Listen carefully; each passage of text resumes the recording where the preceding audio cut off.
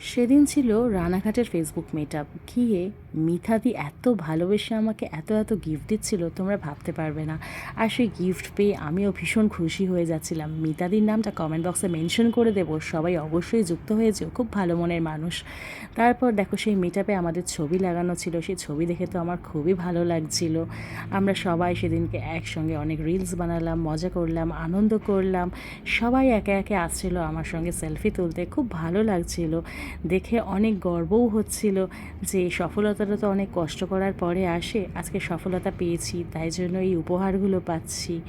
তো মনে ভীষণ আনন্দ হচ্ছিল, সবার সঙ্গে সেলফি তুলছিলাম। তারপর জয়ন্তীদির সঙ্গে দেখা হয়ে গেল, জয়ন্তীদির সঙ্গে অনেক আড্ডা হলো, গল্প হলো, মজা হলো। জয়ন্তীদি এখন আমাদের সবারই খুব প্রিয় একজন মানুষ। তারপর চলে গেলাম অ্যাওয়ার্ড নিতে, অ্যাওয়ার্ড দিয়ে দিল বিশ্বজিৎ দা এবং ঋতুদি, আমাদের সবার প্রিয় মানুষ।